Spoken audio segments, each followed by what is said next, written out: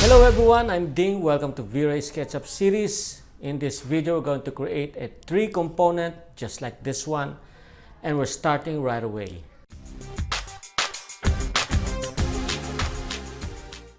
We need 2 identical images of a tree.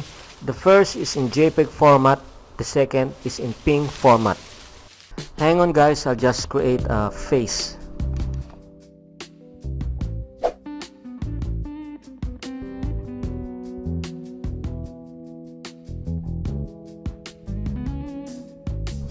And now let's import this tree and attach it to this face.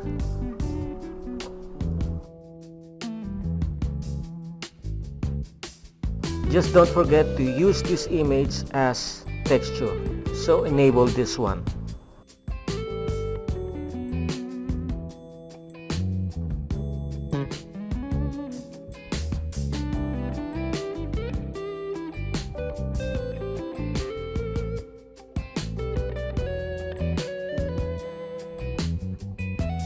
Now let's turn this into a component. Select all and press G on your keyboard.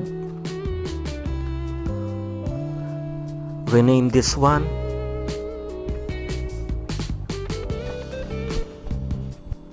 Now before we click this create button, we have to do 2 things. We have to first click always face camera, and also this one. Click on set component axis and set this one at the center bottom and click create.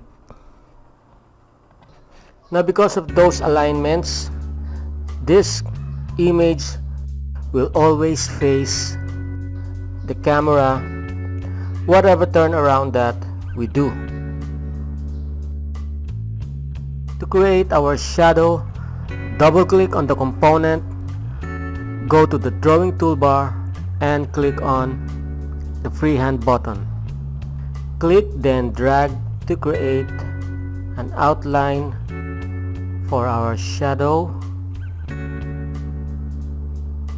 For the moment, this outline need not be so detailed as to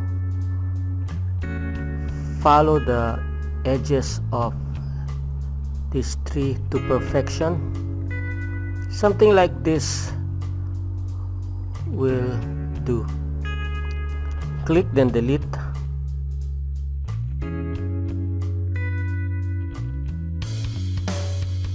Now again, let's use the freehand toolbar,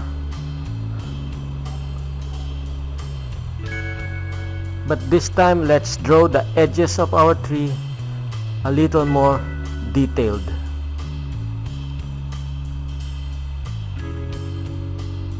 Just don't release the grip on your mouse until you're ready to close one face.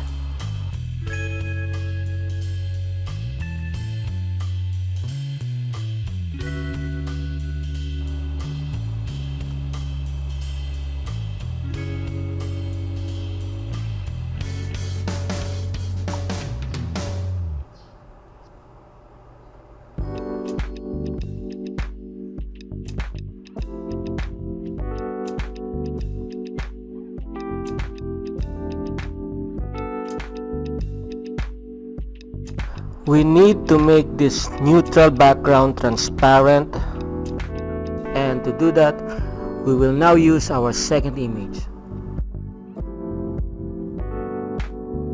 We will now replace this image with our second image, which is in PNG format.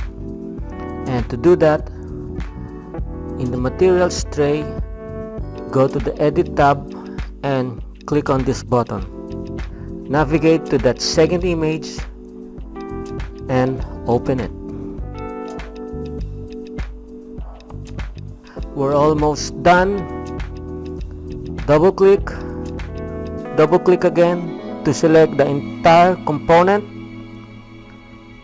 unselect this face, and finally Ctrl H. and it's done.